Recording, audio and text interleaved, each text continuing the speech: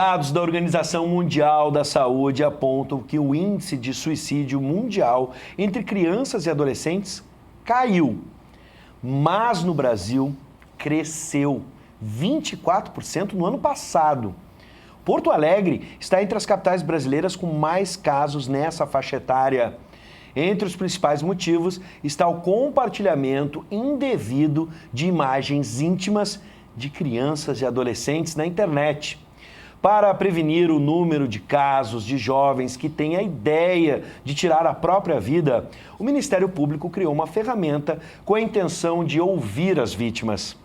Sobre o assunto, a gente conversa agora com o coordenador de mídias do Ministério Público Estadual, Cezino Caldas, e com a psicóloga Ana Paula Lourenço. Sejam bem-vindos. Obrigada. Bom, a gente está no Setembro Amarelo, né? Já falamos sobre isso aqui no programa e vamos continuar falando. É muito importante quebrar esse tabu e a gente falar sobre suicídio sem ser pedagógico, né? Sem estimular ou mostrar coisas que possam levar essas pessoas a ter essa ideia, mas a gente tem que quebrar esse tabu na mídia. Antigamente se dizia, não se fala sobre suicídio na mídia para justamente não estimular, mas eu acho que é o contrário. O Setembro Amarelo está aí para mostrar que o assunto deve ser discutido. Ana Paula, a gente abriu, e já comentou isso na outra oportunidade em que abrimos o Setembro Amarelo, a gente abriu o programa dizendo que Porto Alegre tem um alto índice de suicídios.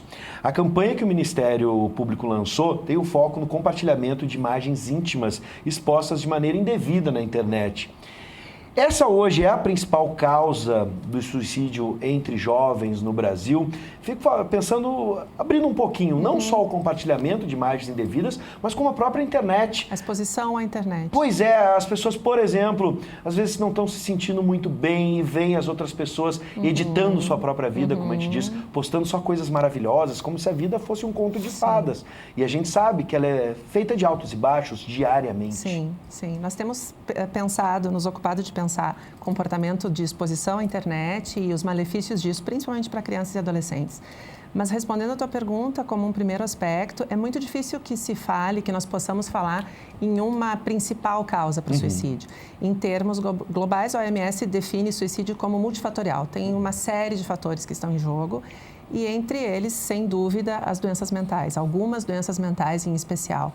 Principalmente o grupo que nós chamamos dos transtornos de humor, aí entra a depressão, transtorno de humor bipolar, entre os mais relacionados ao suicídio. Alguns transtornos de personalidade, principalmente o transtorno de personalidade borderline. Esses seriam fatores importantes, fatores frequentemente associados ao suicídio. A questão é que alguns eventos na vida, eles são considerados estressores graves ou estressores moderados mesmo, mas que geram um episódio de crise. Uma crise emocional é situacional, muitas vezes ela pode ser resolvida, mas aquela entraria como uma gota d'água num espectro já deprimido, já propenso a comportamentos autoagressivos. Então, sim, é muito difícil que eu possa te dizer a exposição demasiada ou cyberbullying ou compartilhamento de fotos, de imagens íntimas, como se isso fosse uma causa principal. Está entre uma causa precipitadora, isso nós podemos dizer. Em relação a isso ainda, tu falaste de Porto Alegre.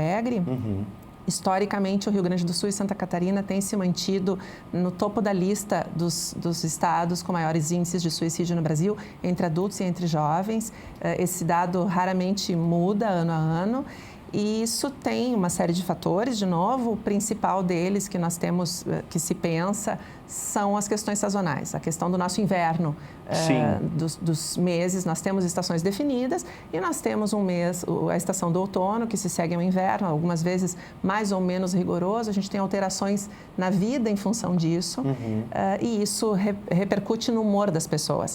Nas pessoas com quadros depressivos, isso pode repercutir ainda mais. Quando eu conversei com a outra profissional, a psiquiatra, que me foge o nome, eu vou pedir para a produção resgatar, quando abrimos aqui falando sobre o Setembro Amarelo, eu fiz essa pergunta sobre as relações, por exemplo, com o clima, né, uns dias como hoje, nublados, frios, que deixam a gente trancado dentro de casa, enfim.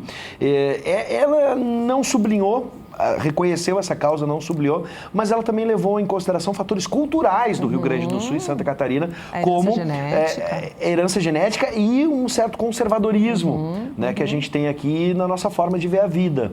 Isso também pode levar? Sim. Tem essa questão. A nossa forma de ver a vida e de lidar com a vida, esse comportamento formiga que se fala muito dos estados, das regiões frias, isso é uma forma de ver a vida e está atrelada ao tempo, está atrelada ao clima. O jeito que nós percebemos as cores num dia nublado ou num dia de céu azul e ensolarado muda o jeito de apreciarmos o que está na nossa volta, sem dúvida. Isso interfere, sim. Nós temos a questão de uma herança genética italiana e alemã forte nesses estados, principalmente no Rio Grande do Sul e Santa Catarina. Isso pode ser considerado outro fator, sim. Sim. A doutora Roberta Grutner, né? A doutora Roberta Grutner, que esteve aqui com a gente falando sobre... E no caso da internet, para fechar esse primeiro assunto, a gente pode imaginar que a internet não é a causa, mas ela potencializa isso. Ela pode ser um precipitador. Sim. Existem muitas situações de risco a que podem estar expostas crianças e adolescentes na internet e sim, eles podem entrar como gota d'água em uma situação basal que já se encontra alterada ou por uma doença mental ou por um rebaixamento do humor em função de outras coisas. De novo, são múltiplos fatores, mas sim, a exposição à internet ela pode ser um fator a mais a compor isso. No caso do cyberbullying, ainda falando sobre a internet, quais as medidas para evitar que as crianças e adolescentes tenham essas exposições ao cyberbullying nas redes sociais? E aí fico pensando, criança tem um comportamento e adolescente já tem outro. O adolescente está buscando um pouco mais de independência e coisas do tipo. Como é que a gente pode lidar, os pais, por exemplo, os familiares, né, entender o limite, até onde eu posso interferir na relação com meu filho, com a minha filha na internet, sem prender essa criança, né, de alguma forma, mas também evitando qualquer tipo de exposição que vá levar ao cyberbullying ou outras coisas. Claro. O cyberbullying é um exemplo, o compartilhamento de imagens íntimas é outro, nós poderíamos citar aqui alguns. Essa é uma pergunta frequente das famílias nesse momento, o que fazer? E se lida com um limite muito tênue entre o que é controlar e o que é, alguns pais perguntam, mas eu não vou estar invadindo a privacidade? E daí, a gente sempre tem que pensar, quando se trata de criança e adolescente, a função é proteger. Se para proteger é necessário entrar um pouco mais, ser um pouco mais participativo, um pouco mais, controlar de fato, é isso que é necessário que se faça. Existem alguns mecanismos que os aplicativos ou a internet dispõem para controle de tempo de tela, de controle parental mesmo, de restrição de alguns acessos a crianças e adolescentes de acordo com faixa etária. Essa é uma possibilidade. Mas cada vez mais as famílias têm que poder pensar que nós precisamos protegê-los. Porque se pensa a internet de uma forma... Nós pensamos errado a internet. A internet, eu posso estar aqui sozinha numa sala... na internet. Eu não estou sozinha, eu estou absolutamente exposta. É um espaço público. E nós tratamos a internet como alguma coisa que pode ser privada. É privada até um certo limite, ela é muito pública. Então, as crianças e os adolescentes lidam com a internet como se estivessem num playground. E podem estar num playground de um parque público num domingo lotado de estranhos. E é isso que falta com que a gente, pai, família, educador, entenda e possa refletir sobre. Bom, agora vamos para a parte prática do projeto Ministério Público. Cezino, uma das ferramentas criadas pelo MP foi o chatbot, né? Que pode auxiliar as crianças e adolescentes a lidar com problemas relacionados à internet. Como é que funciona essa ferramenta, o chatbot? Isso aí. Então, o chatbot ele é uma ferramenta de inteligência artificial que possibilita criar conversas de acordo com a resposta que o adolescente ou a criança dá para a gente. Então, a gente desenvolveu esse chatbot com o intuito de orientar crianças e adolescentes que mandaram ou estão pensando em mandar uma imagem íntima para alguém. Então, a gente programou todas as conversas de acordo com o que a pessoa vai respondendo. Por exemplo, se a pessoa já mandou a foto, a gente tem uma mensagem para mandar para ela. Se ela está pensando em mandar, a gente tem outra possibilidade para mandar para ela. Acho que está aparecendo ali um pouco. Sim. Então, a Manu... Né, quem é a Manu? A Manu é um personagem fictício que a gente criou, uma menina de 13 anos que já compartilhou uma imagem íntima. Então, esse personagem que já passou por essa situação criou empatia com o adolescente que está passando por essa mesma situação e dá as orientações. imagino que isso é para quebrar qualquer tipo de receio, vergonha, né? Exatamente. A empatia de uma pessoa que passou pela mesma situação e pode nos entender melhor. Daquele que vai, num primeiro momento, e que não se deve fazer, julgar. Né, a criança ou adolescente. E aí é uma maneira de estabelecer o contato, né, com essa criança ou adolescente, que às vezes pegar um panfleto não vai ter tanto interesse como conversar de fato com a personagem de inteligência artificial. Vocês já conseguem avaliar a procura por ajuda através dessa ferramenta? Sim, até hoje, com uma semana, né, nesse novo lançamento, a gente tem praticamente 80 conversas geradas, né, com majoritariamente meninas. Isso é bem importante falar. A Manu, a princípio, foi criada para conversar com meninas. Até no Centro de Apoio do MP, de Direito da Infância e Juventude, todos os casos que chegaram de autolesão ou suicídio devido ao compartilhamento de imagens íntimas foram meninas. Sim. Né? Então, a Manu, em princípio, ela se preocupa com essa prioridade hoje, que são esses casos. Prestem atenção, você que está aí em casa, você vai conseguir perceber, a gente está simulando aqui a conversa, né? A nossa produção está simulando a conversa com a Manu, e aí vê como ela responde de imediato, né? E te propõe, né, as perguntas para que tu possa evoluir com a tua conversa, né? Vai sugerindo, então, perguntas e vai conduzindo essa conversa. Exatamente. É impressionante como é automático isso, né? E isso é muito legal, porque até uma pesquisa que a gente fez, os adolescentes, eles se sentem pressionados a responder em até 30 minutos as conversas. Então, é difícil a gente, tratando naturalmente, dar conta disso tudo. Então, a Manu, ela trabalha muito bem com a escalabilidade de uma ação dessa, de atender muitas pessoas e dar as orientações, até em caso de urgências. Por exemplo, ela dá o número da Brigada Militar, do CVV, do Disque 100, para essa criança ou adolescente ser atendida no momento, se for o caso. De onde partiu a ideia desse canal, né? E qual foi o grande mote, qual foi a grande sacada que vocês tiveram, dizendo, olha, é realmente a possibilidade que a internet tem de atender 80 crianças ou adolescentes em um espaço... Os números que eu vi na televisão eram alarmantes. A cada 4, 6 segundos no mundo uma pessoa tira a vida. Né? Então é preciso ser muito rápido e ser plural, tem que ser múltiplo ali, atender muitas pessoas ao mesmo tempo. Sim. Esse foi um dos desafios que vocês criaram. Com Imagina certeza. ter uma rede de atendimento de relação, quantos canais tu tem que ter aberto para atender essas pessoas. Quais foram os principais motes que vocês identificaram? Com certeza. Lá no Gabinete de Comunicação do Ministério Público, a gente trabalha atendendo muitas demandas do Ministério Público no geral, que aposta muito em tecnologias desse tipo para estabelecer o contato direto com o cidadão. Então, quando o Centro de Apoio da Infância e Juventude, a doutora Denise, entrou em contato com a gente para ter essa ideia, a gente percebeu que o chatbot é uma tecnologia que está crescendo muito. Sim. Inclusive, até 2025 vai crescer 27% ao ano o número de chatbots. E então a gente conseguiu entender que essa era uma maneira bem prática e bem objetiva de estabelecer o contato com a criança e com o adolescente para, de fato, trabalhar na prevenção, que é muito melhor, é muito mais saudável trabalhar na prevenção do que atender um adolescente que já foi que se autolesou, né, e fez alguma coisa do tipo. Bom, vamos fazer o seguinte, gente, eu vou voltar a conversar com o Cezino e com a Ana Paula, mas antes, você aí de casa, preste atenção, porque a gente tem um VT que explica ainda mais esse projeto, essa campanha do Ministério Público Estadual. Preste atenção.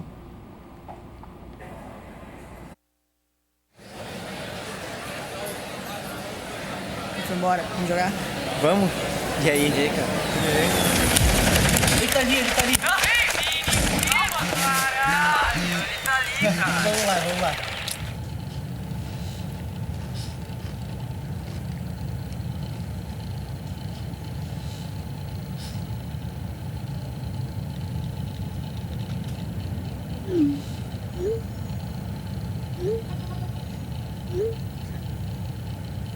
Meu, tu vacilou muito, velho. É, meu, deixa eu sério. Tu é muito ruim, cara. Eu entendi. Eu não tenho que jogar. Como é que eu ligo o computador?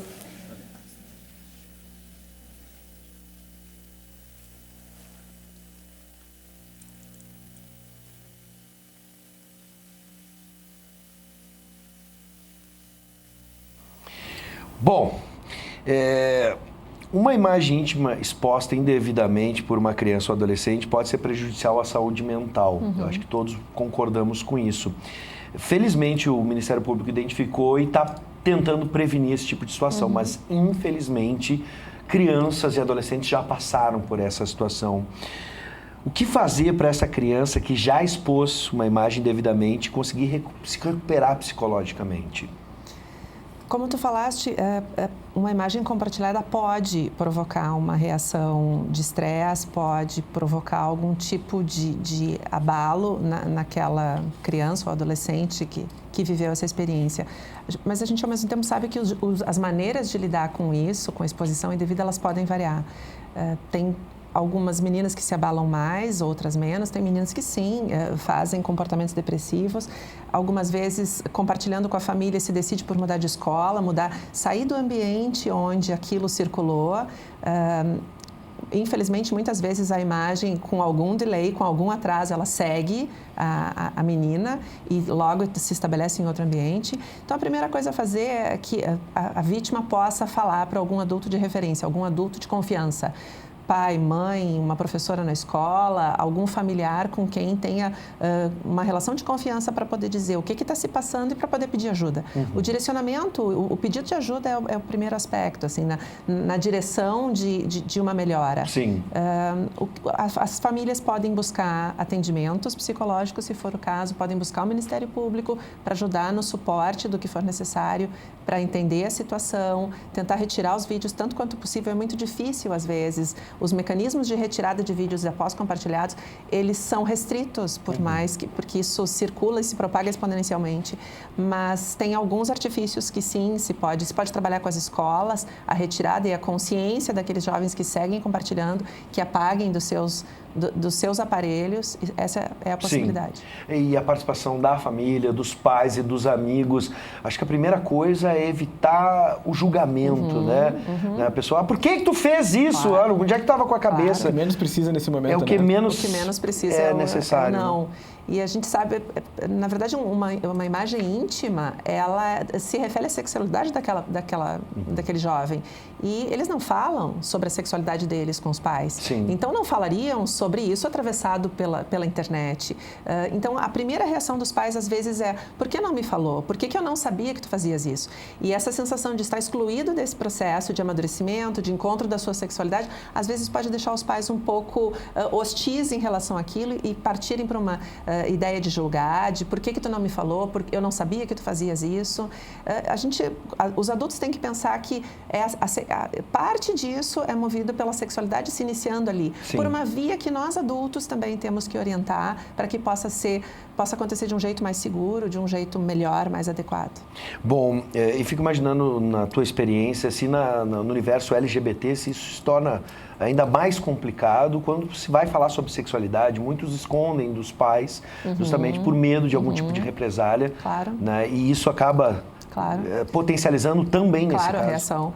Porque existe, como pais, os adultos esperam que os filhos levem a eles algumas informações e querem fazer parte do mundo dos filhos, querem entender, querem ajudar. Mas existem alguns assuntos que é natural que crianças e adolescentes não se dirigem aos pais, se dirigem aos amigos, se dirigem a algum outro adulto, às vezes, que não seria necessariamente familiar.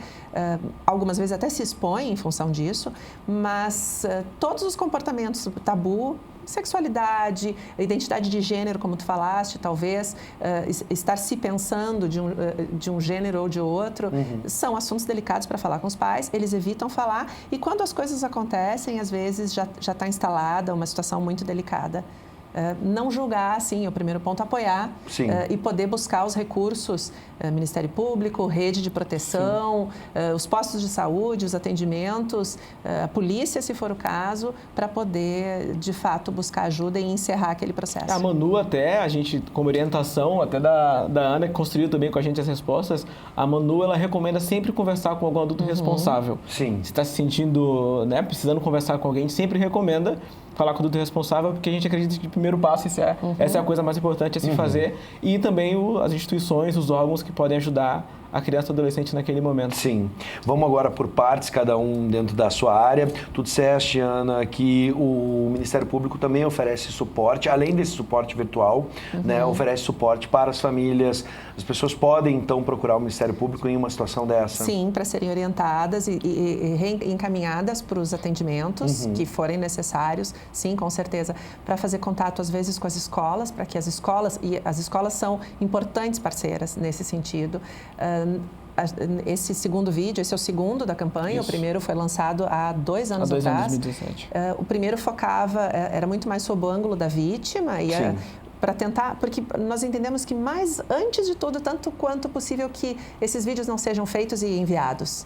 Então, o primeiro vídeo, o primeiro curta se encarregou muito disso, poder levar a menina a pensar que não deva encaminhar. Esse segundo fala de uma outra coisa, de respeito ao outro, do consentimento, da necessidade do consentimento, o quanto aquela imagem foi enviada para alguém de uma forma privada e privada deveria continuar. Sim.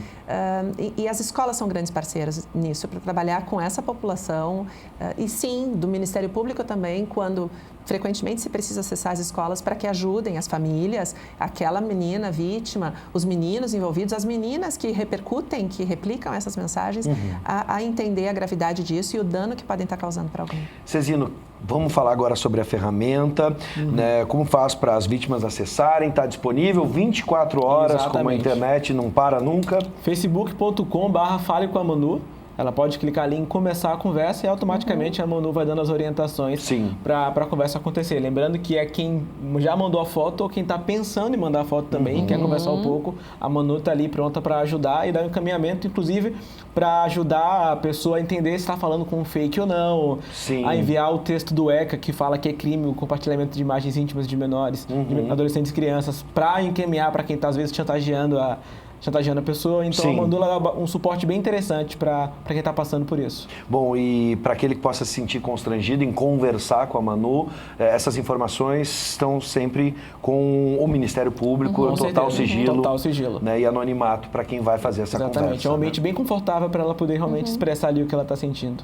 Bom, eu quero agradecer, em primeiro lugar, a presença da Ana Paula Lourenço, psicóloga, e do Cezino Caldas, coordenador de mídias digitais do Ministério Público do Rio Grande do Sul. Eu acredito que é uma ótima iniciativa, a gente tem que começar a pensar sobre isso, mudar alguns comportamentos, e a internet, gente... Como a gente disse, né?